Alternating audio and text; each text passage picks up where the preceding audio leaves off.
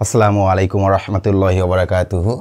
গত বেশ কিছুদিন ধরেই অনেকেই আমাকে ইউটিউব চ্যানেলে কমেন্টে জানতে চাচ্ছিলেন যে ইউনিয়ন সমাজকর্মী পদের যে পরীক্ষাটা আছে সেই পরীক্ষাটা কবে অনুষ্ঠিত হবে। এর পাশাপাশি আপনারা আরও অনেকগুলো প্রশ্ন করতেছিলেন। আমি মনে করলাম যে প্রশ্নগুলো গুরুত্বপূর্ণ, সেই প্রশ্নগুলো আগে নেই। আজকের ভিডিওতে আপনাদের যে প্রশ্নগুলো আছে ইউনিয়ন সমাজকর্মী বিষয়ক সেই প্রশ্নগুলোর উত্তর দেব। তো চলুন কোন কোন প্রশ্নগুলো নিয়ে আমরা আজকের এই ভিডিওটি সাজিয়েছি সে সম্পর্কে আপনাদের একটা আইডিয়া দেই।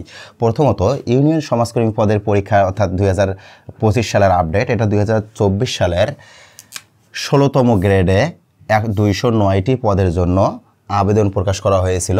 আর এটা 9 জুন 2024 সালে আবেদনটা প্রকাশিত হয় এবং 18 জুলাই 2024 সালে আবেদনের শেষ তারিখ ছিল। পরবর্তীতে আবেদনের শেষ তারিখটাকে আরও বৃদ্ধি করা হয়েছিল।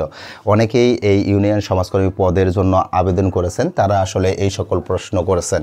প্রথম প্রশ্নটা করেছিলেন যে কত মার্ক পেলে ভাইভাতে ডাকবে, পরীক্ষা কবে অনুষ্ঠিত হবে, পরীক্ষা কোথায় অনুষ্ঠিত হবে, পরীক্ষায় এমসিকিউ হবে নাকি লিখিত হবে, কোন সাবজেক্টে কত মার্কের প্রশ্ন থাকবে, কত মার্কের ভাইভা দিতে হবে। অর্থাৎ এই সবগুলো প্রশ্নের অ্যান্সার আমি আজকের এই ভিডিওতে দেব। এই প্রশ্নগুলোর অ্যান্সার আপনারা জানলে আশা করছি আপনাদের ইউনিয়ন সমাজকর্মী পদের পরীক্ষা বা এ সকল বিষয় সম্পর্কিত যে প্রশ্ন আছে সে প্রশ্নগুলোর উত্তর আপনারা পেয়ে যাবেন।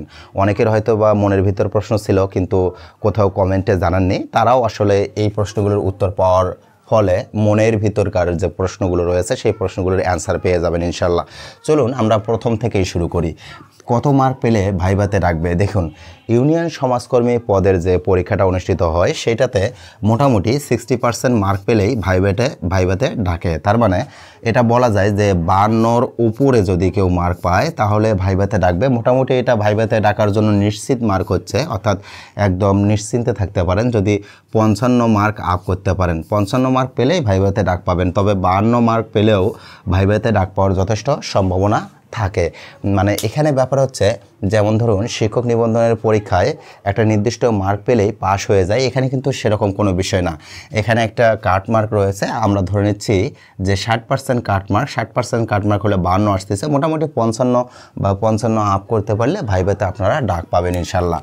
এর পরবর্তী সেই বহুল কাঙ্ক্ষিত এবং আকাঙ্ক্ষিত প্রশ্নটি হচ্ছে পরীক্ষা কবে অনুষ্ঠিত হবে। যেহেতু এটা সার্কুলার প্রকাশিত হয়েছিল 9 জুন 2024 এবং শেষ সময় ছিল 18 জুলাই 2024, পরবর্তীতে বর্ধিত করা হয়েছিল, সেটা আলাদা বিষয়। তবে এরপর কিন্তু দীর্ঘ সময় চলে গিয়েছে। এখন অনেকের মনে প্রশ্ন জাগছে যে আসলে সার্কুলার তো অনেক আগেই প্রকাশিত হয়েছিল, আবেদন তো অনেক দিন হয়ে গেল, পরীক্ষা কেন হচ্ছে না, কবে পরীক্ষা হবে, এ ধরনের অনেক রকম প্রশ্ন তাদের ভিতর ঘুরপাক খাচ্ছে। মূলত আমরা ইউনিয়ন সমাজকর্মী পদের পরীক্ষা অনুষ্ঠিত কবে হবে এটা নিয়ে আমাদের টিম অনেক ঘাটাঘাটি করলো। ঘাটাঘাটি করে যেটা আসলে তারা দেখলো যে এখানে এখনও পর্যন্ত মন্ত্রণালয় বা অধিদপ্তর থেকে নির্দিষ্ট কোনো ডেট জানানো হয়নি। এখন তাদের কাছ থেকে যে তথ্য পাওয়া গিয়েছে সেই তথ্যগুলোর মধ্য থেকে বিশ্লেষণ করলে যেটা দেখা যায় যে আগামী মাসের অর্থাৎ মে মাসের শেষের সপ্তাহগুলোর দিকেই এই পরীক্ষাটা অনুষ্ঠিত হতে পারে। তার মানে খুব বেশি সময় নাই, আপনারা হয়তো বা সর্বোচ্চ 1 মাস সময় পেতে পারেন। তবে এটা আসলে নির্দিষ্ট কোনো ডেট না, এর আগেই তারা একটা বৈঠকে বসবে বলে আমরা জানতে পেরেছি এবং সেই বৈঠক থেকে তারা এই সিদ্ধান্তটা জানাবে যে আসলে পরীক্ষা নির্দিষ্ট কোন সময়ে কোন জায়গায় কিভাবে অনুষ্ঠিত হবে সে সকল বিষয়ের একটা চূড়ান্ত আপডেট আপনাদেরকে দেবো ইনশাল্লাহ। তবে এখনও পর্যন্ত আমরা যতটুকু জানতে পেরেছি সেটাই আপনাদের জানালাম। আগামী মাসের মে মাস অর্থাৎ মে মাসের শেষের সপ্তাহগুলোর দিকে শুক্রবার, যখন অর্থাৎ শেষের সপ্তাহগুলোর দিকে শুক্রবার পড়বে, শুক্রবারের ওই সময়ই পরীক্ষাটা অনুষ্ঠিত হওয়ার সম্ভাবনা রয়েছে।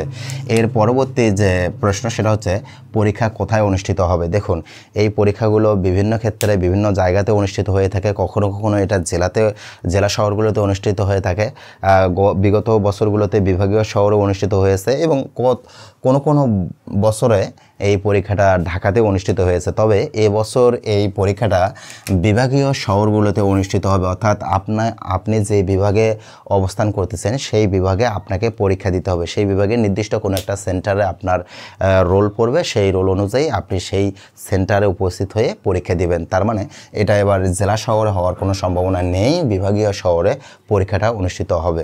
এর পরবর্তী যে প্রশ্ন সেটি হচ্ছে পরীক্ষায় এমসিকিউ হবে নাকি লিখিত হবে। দেখুন সার্কুলারে কিন্তু লেখা ছিল যে লিখিত পরীক্ষা দিতে হবে। তো লিখিত পরীক্ষা দিতে হবে বললেও এটা আসলে এমসিকিউ পদ্ধতিতে পরীক্ষাটা হবে। আপনাদের আবারও বলি, এটা পরীক্ষাটা এমসিকিউ পদ্ধতিতে দিতে হবে, এটা লিখিত কোনো পরীক্ষা নয়। আশা করছি এই বিষয়টা আপনারা ক্লিয়ার হয়েছেন। কারণ পরীক্ষা দিতে যাবেন কিন্তু পরীক্ষায় এমসিকিউ হবে নাকি লিখিত হবে এখনও জানেন না, বা পরীক্ষার দিন যখন পরীক্ষায় উপস্থিত হবেন তখন হুট করে দেখলেন আপনি এমসিকিউর প্রস্তুতি নিচ্ছেন কিন্তু লিখিত প্রশ্ন দিয়েছে, অথবা লিখিতর প্রস্তুতি নিয়েছেন এমসিকিউর প্রশ্ন দিয়েছে, তখন কিন্তু আপনি আসলে সেখানে ডাইভার্ট হয়ে যাবেন এবং দেখা যাবে যে আপনার পরীক্ষাটা ভালো হবে না। যার কারণে এই বিষয়টা অবশ্যই আপনাদের জানা দরকার যে পরীক্ষা এমসিকিউ পদ্ধতিতে হবে। যেহেতু শেষ মুহূর্তের সময় চলতেছে, যারা আসলে এই ইউনিয়ন সমাজকর্মীর জন্য প্রস্তুতি নিচ্ছেন তারা এখন লাস্ট সময়ে এমসিকিউ পদ্ধতিতে প্রস্তুতিটা নিতে পারেন। এবং বিভিন্ন যে বছরগুলোতে পিএসসির আন্ডারে যে পরীক্ষাগুলো হয়ে থাকে, বিসিএসের আন্ডারে যে পরীক্ষাগুলো হয়ে থাকে, প্রাইমারির আন্ডারে যে পরীক্ষাগুলো হয়ে থাকে, এই পরীক্ষাগুলোর প্রশ্নগুলো আপনারা একটু শর্টকাটে সলভ করে দেখে নেবেন। তাহলে হবে কি আপনাদের একটা কমন পাওয়ার প্রবণতাটা বৃদ্ধি পাবে। এর পরবর্তী যে প্রশ্ন আপনারা করেছেন সেটা হচ্ছে কোন সাবজেক্টে কত মার্কের প্রশ্ন থাকবে। দেখুন মূলত এখানে 4টা সাবজেক্টেরই পরীক্ষা হয়ে থাকে। আপনারা জানেন যে বাংলাদেশের যে জবের জন্য পরীক্ষাগুলো হয়ে থাকে সেখানে 4টা সাবজেক্টেরই বেশিরভাগ ক্ষেত্রেই প্রশ্ন হয়ে থাকে। এই 4টা সাবজেক্টকে অবশ্য আলাদা আলাদা ভাগে ভাগ করা হয়। তো মূলত আমরা এখানে বাংলা, তারপরে GLISS ইংলিশ, তারপরে আসতেছে আপনাদের ম্যাথ, তারপরে আসতেছে জিকে বা সাধারণ জ্ঞান। এই 4টা সাবজেক্টের ভিতর থেকে এখানে বাংলায় পাবেন আপনি 20 মার্কের প্রশ্ন, ইংরেজিতে পাবেন 20 মার্কের প্রশ্ন, গণিতে পাবেন এখানে 15 মার্কের প্রশ্ন এবং জিকে বা সাধারণ জ্ঞানও পাবেন আপনি 15 মার্কের প্রশ্ন। তাহলে এটাকে টোটাল করলে যে মার্ক দাঁড়াচ্ছে, অর্থাৎ মোট মার্ক যেটা দাঁড়াচ্ছে সেটা আসতেছে 70 মার্ক। এই 70 মার্কের প্রশ্ন আপনাকে দেওয়া হবে এবং আপনি এই 70 মার্কের প্রশ্নের মধ্য থেকেই অ্যান্সার করবেন। এখন ব্যাপার হচ্ছে এই যে 70 মার্কের পরীক্ষা আপনি দেবেন, এখানে পরীক্ষার হলে আপনি কতটা সময় পাবেন। পরীক্ষার হলে যে সময়টা পাবেন সে সময়টা হচ্ছে 1 ঘন্টা, অর্থাৎ 60 মিনিট। 60 মিনিটে আপনাকে 70 মার্কের অ্যান্সার করতে হবে। যেহেতু এই একটা এমসিকিউ এর জন্য আপনি 1 মিনিটে তো কম সময় পাচ্ছেন, যার কারণে এখানে অবশ্যই আপনাদের একটা ভালো প্রস্তুতি থাকতে হবে। আপনাদের একটু বিগত সালগুলোর যে পরীক্ষাগুলো হয়েছিল সেগুলোর একটু এক্সাম বাসাতে বসিয়ে দিতে হবে। আপনি যদি বাসায় এক্সাম দেন তাহলে হবে কি, এই যে অল্প সময়ে যে আপনাকে বেশি মার্কের প্রশ্নের অ্যান্সার দেওয়া লাগতেছে, এতে করে আপনার সময় যে ব্যবস্থাপনা আছে সেই সময় ব্যবস্থাপনাটা সঠিকভাবে আপনার ভিতরে চলে আসবে। আপনার একটা ধারণা চলে আসবে যে আমি আসলে 60 মিনিটে 70 মার্কের প্রশ্নের অ্যান্সার দিতে কতটা সক্ষম। কারণ কখনো যদি পরীক্ষার হলে প্রবেশ না করে থাকেন বা কখনো যদি এরকম পরীক্ষা না দিয়ে থাকেন বা বাসাতেও যদি এরকম নিজে নিজে পরীক্ষা না দিয়ে থাকেন যে 60 মিনিটে 70 মার্কের অ্যান্সার করবেন, তখন দেখা যাবে যে বিশেষ করে কিছু কিছু সাবজেক্ট রয়েছে যে সাবজেক্টগুলোতে সময় অনেক বেশি লাগে, সেই সাবজেক্টগুলোর কারণে আপনার এই 60 মিনিটে 70 মার্কের অ্যান্সার দেওয়া সম্ভব হবে না। যার কারণে আগে থেকে একটু প্র্যাকটিসে রাখতে হবে। এর পরবর্তী যে প্রশ্ন সেটি হচ্ছে কত মার্কের ভাইবা দিতে হবে। দেখুন এখানে যে ভাইবা পরীক্ষা অনুষ্ঠিত হয়ে থাকে সেই ভাইবা পরীক্ষা অনুষ্ঠিত হয়ে থাকে 30 মার্কের, তার মানে টোটাল মার্ক আসলে 100 মার্ক। এর ভিতর থেকে 70 মার্ক আপনাকে লিখিত বা এমসিকিউ পদ্ধতির যে পরীক্ষাটা আছে সেই পরীক্ষাটা দিতে হবে, আর যে 30 মার্ক আছে এই 30 মার্ক আপনাকে ভাইবাতে দেওয়া হবে।